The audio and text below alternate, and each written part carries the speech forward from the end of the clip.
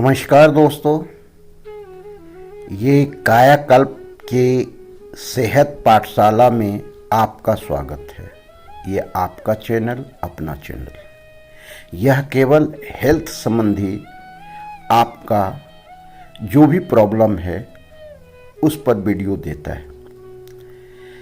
सेहत का पाठशाला नाम है इसका, क्योंकि जो सेहत से संबंधित, जो स्वास्थ्य से संबंधित जो भी नियम हैं, आपके शरीर में जो चीज़ की आवश्यकता है या अच्छे आदतों के द्वारा अपने सेहत को कैसे आप अच्छा रख सकते हैं, इसी पर ये वीडियो रहता है।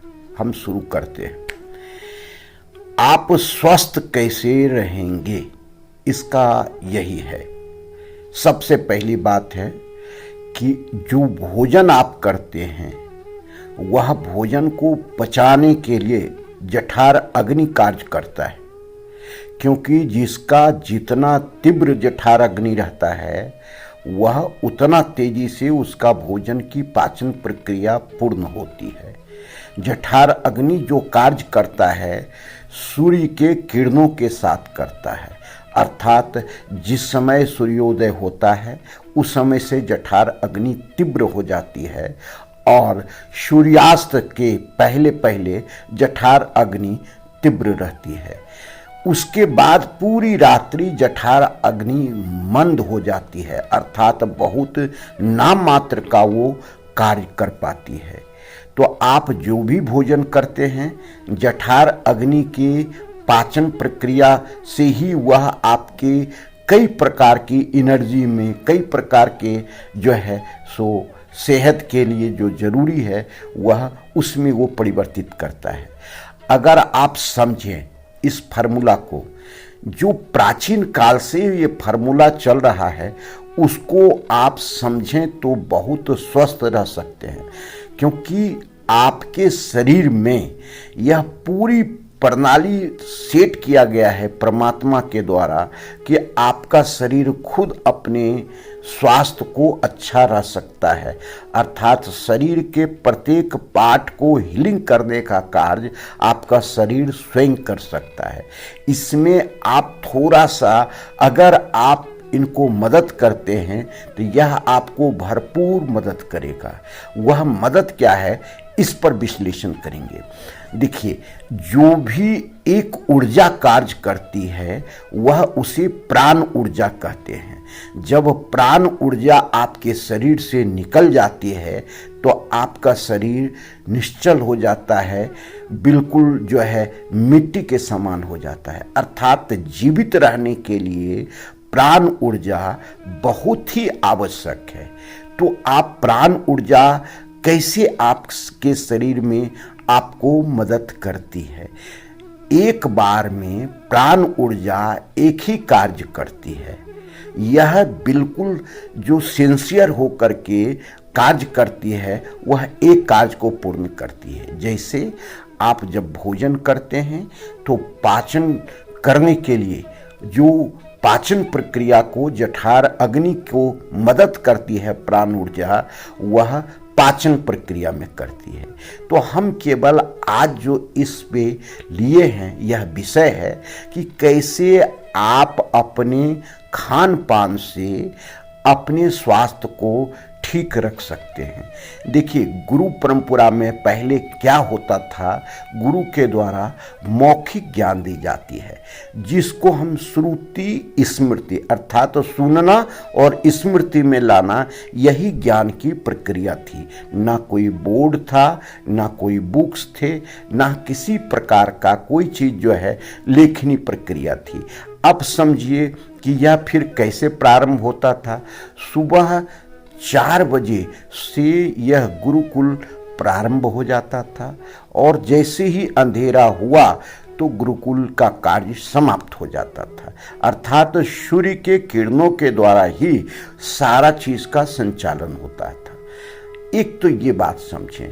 दूसरी बात समझें, जब आदि मानव के द्वारा प्रोग्रेस होने लगा, अर्थात हमारे पूर्वज जब ज्ञान की प्रक्रिया में उतरने लगे, जब हमारा जो है सिस्टम प्रारंभ हुआ, तो उस समय यही प्रारंभ हुआ था, क्योंकि उन्हें कोई ज्ञान नहीं था, लेकिन वह उनके दिमाग में यह बैठ गई थी कि जैसे सूर्योदय हुआ अपने कार्य में लग जाओ, चाहे वह भोजन खोजने की प्रक्रिया थी, काम करने की प्रक्रिया थी, या आपका पर्यटन का प्रक्रिया थी, अर्थात एक जगह से दूसरी जगह भ्रमण करने की प्रक्रिया थी। यह सूर्य के किरणों के साथ ही वो करते थे। रात्रि जहाँ हुआ वहीं रुक जाते थे। तो हमने 2 पॉइंट पर बात किया कि हम कैसे प्रारंभ के समय में अपने जीवन को प्रारंभ किए और उसमें सहयोग कौन सा किया। दूसरा चीज़ किए कि गुरुकुल की परंपरा, चूँकि शिक्षा के द्वारा ही आप शिक्षित हो सकते हैं, आपका ज्ञान बढ़ सकता है और आप अपने जीवन में सभी चीज़ को प्राप्त कर सकते हैं। तो गुरु प्रक्रिया को भी आपने समझा। लेकिन जैसे जैसे आधुनिकता बढ़ी, लोग नए नए आविष्कार किए, लोग फिर जो है विलासिता की ओर अपने जीवन को जो है विलासिता में धकेलने लगे, अर्थात उनकी जीवन प्रक्रिया गड़बड़ होने लगी। सीधा ये कहें कि वह अपने ही शरीर को अपने जीवन प्रक्रिया के द्वारा, अपने स्वास्थ्य को अपने जीवन प्रक्रिया के द्वारा वह डिस्टर्ब करने लगे। अब देखिए, जो खान पान की बात कर रहे हैं, सीधा हम इस पर आते हैं। जो भी आप अपनी प्रक्रिया सुबह प्रारंभ करते थे, नित्य जो है प्राणायाम, योग, ध्यान, आसन करते हुए, फिर उसके बाद जो है सुबह का नाश्ता लेते थे, फिर जो है दोपहर का भोजन लेते थे, और रात्रि में 5 से 6 के बीच में जो है जैसे ही सूर्यास्त होने लगता था, चूँकि अंधेरे में खाने से कीड़े मकोड़े कुछ भी चले जाते थे, तो ऐसी स्थिति में सूर्योदय से सूर्यास्त के बीच में ही वो भोजन प्राप्त करते थे, फिर रात भर कुछ भी नहीं लेते थे। अब देखिए इसका संबंध कैसे जुड़ता है। जब भी रात्रि में आप 7 बजे के पहले भोजन कर लेते हैं, था सूर्यास्त के पहले भोजन कर लेते हैं, तो पूरी रात जो है सो उसको भोजन को पचाने में समय लग जाता है। अब जब भोजन रात में आप सोने जाते हैं, आप 9 बजे सोएं, 10 बजे सोएं, तो ये 3 से 4 घंटे में आपका पूरा भोजन आधा तो पच जाता है। तो प्राण ऊर्जा जो है सो आपके आधा भोजन सोने के पहले पचा देती थी। उसके बाद धीरे से जो है रात्रि में आपका जो शरीर की जो भी है कोशिकाएं, त्वचा या कोई भी मशीनरी चीज़ जो अंदर है, उसको रिपेयरिंग, हीलिंग करने में जो है सो आपकी प्राण ऊर्जा लग जाती है। तो आप समझें कि रात्रि में आपको गहरी नींद आती थी, क्योंकि आपका आधा पाचन हो चुका। तो जो प्राण ऊर्जा है, आपके शरीर में जो भी गड़बड़ी उत्पन्न हुई है, उस गड़बड़ी को वो जो है सो हीलिंग करने लगता था और आपका शरीर स्वस्थ हो जाता था, बीमार ही नहीं पड़ता था। लेकिन अभी जो आपकी जीवन शैली में परिवर्तन हुआ, रात्रि में ही आप चूँकि परिवार के साथ बैठते हैं, होटल भी जाते हैं, या भोजन इत्यादि किसी भी जो है पार्टी में चले जाते हैं, तो ठूस ठूस करके भोजन आप कर लेते हैं, तो रात्रि और भोजन करने के बाद आप सो जाते हैं।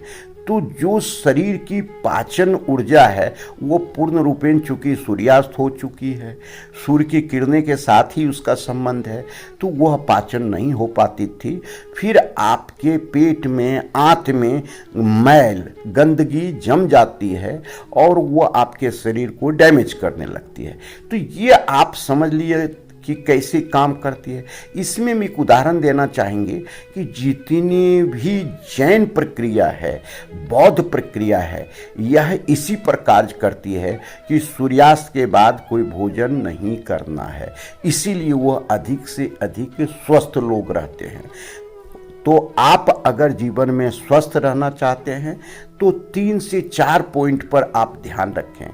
आपके शरीर में 70% जल है, अर्थात उतनी मात्रा में थोड़ी सी कमी हो गई तो आपका शरीर अस्वस्थ हो जाएगा।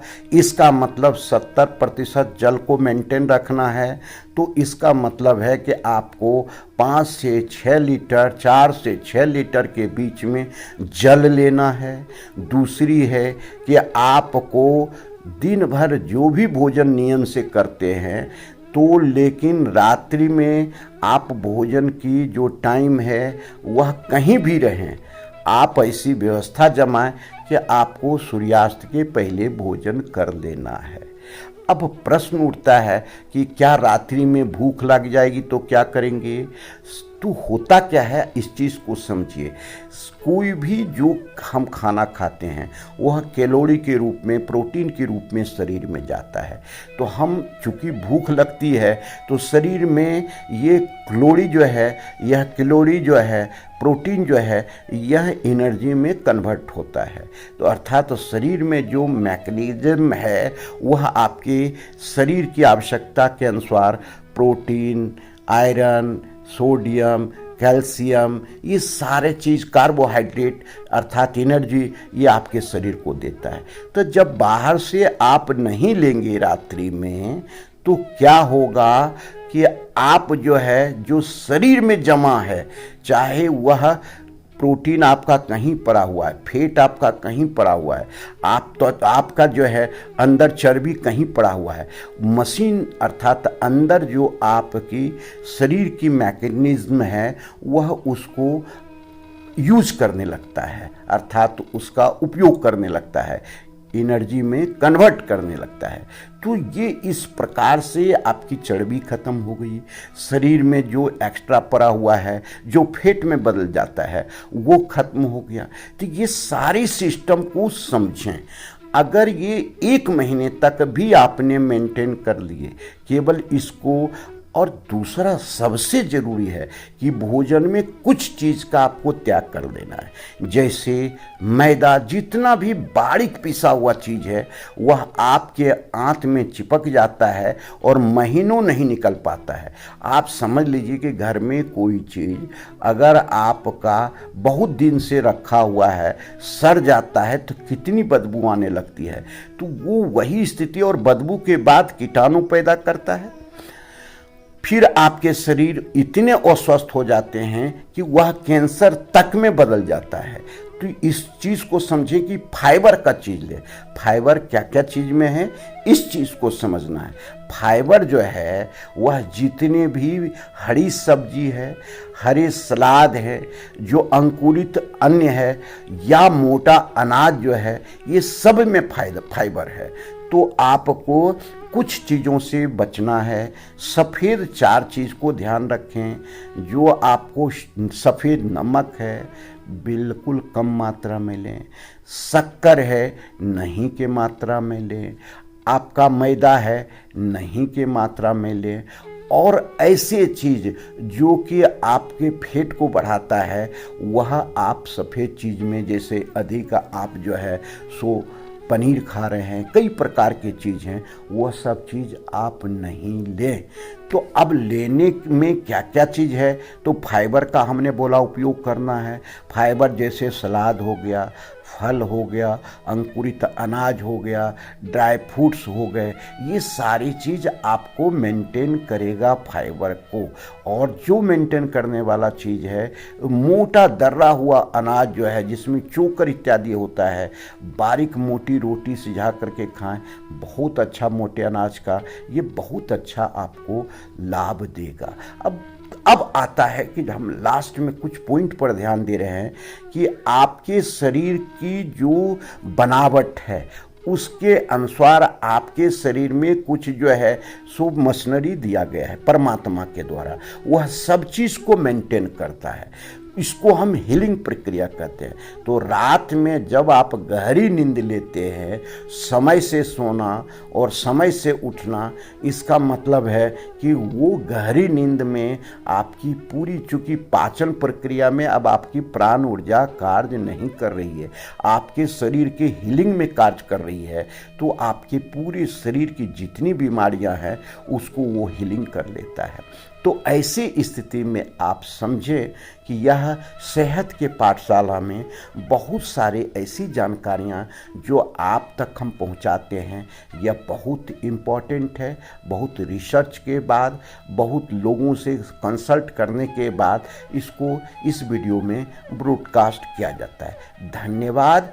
पूरी परिवार स्वस्थ कैसे रहेंगे, ये सेहत की पाठशाला में इसी का विश्लेषण हमने किया।